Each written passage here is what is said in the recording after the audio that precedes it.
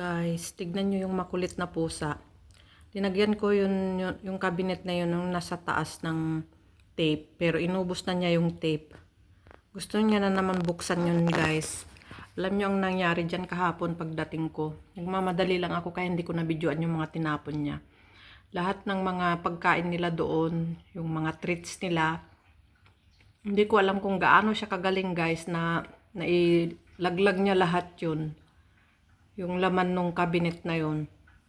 Umaanap, guys, na yung kahit gaanong nagmamadalin ako sa kabilang bahay dahil late na nga ako, 1:30 na.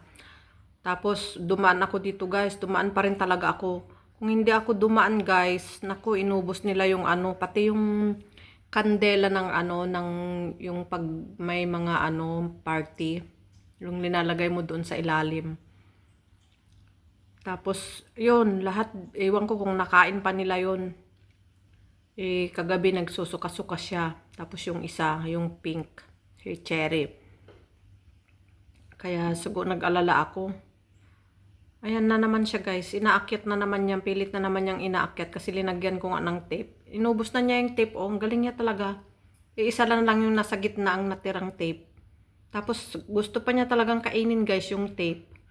Ewan ko anong klaseng mga alaga to. Ang sasarap ng pagkain nila, kumpleto, mga dilata, may mga treat pa sila, may mga vitamins pa sila. May pinupunta pa dito yung amo kong mag-asawa dyan sa baba para painumin sila ng gamot.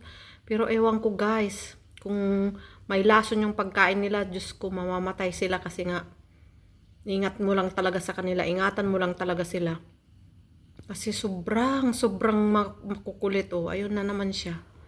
Grabe sila, guys. Di ko na alam kung paano. Pag gabi naman, di ka makatulog ng maayos kasi takbo sila dito, takbo doon. Ewan ko paano itong mga amo ko natutulog. Ay, naku, guys. Ayan, umaakyat siya dun sa taas. Ayan, aakyat na naman yan, guys. Tignan natin. Ayun. Nandun na siya sa taas.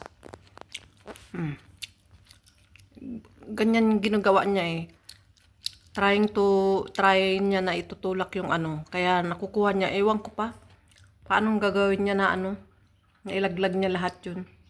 Siya, guys, yan, ganyan siya.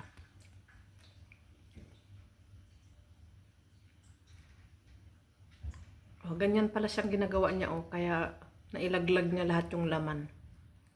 Kasi niya grabe yung yung paan niya saka ulo niya dun sa cabinet. Kaso nga lang naka-tape siya. Lagyan ko siya ng tape dun sa gitna, pero yung ibang tape dito sa gilid natanggal din niya.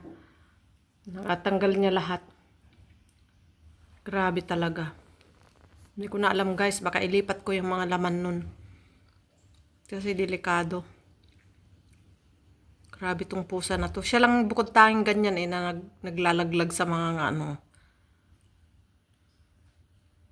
Tignan mo, ganyan pala ginagawa niya,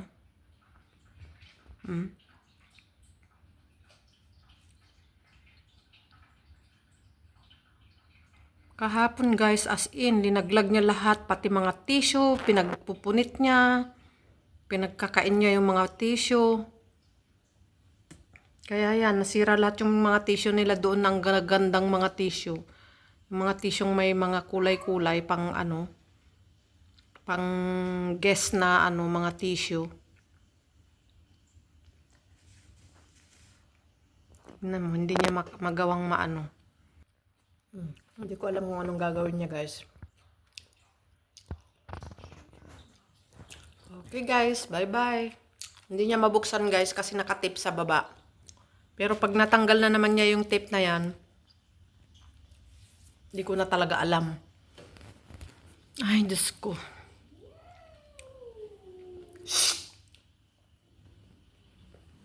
Ewan ko bakit ang tiyaga itong mga amo ko. Halos lahat, guys, ng pusa kukunin nila. Maawain sila sa mga alaga. Kaso nga lang itong mga alaga naman na ito, mga pasaway din ba? Okay, guys. Bye-bye. Look at him.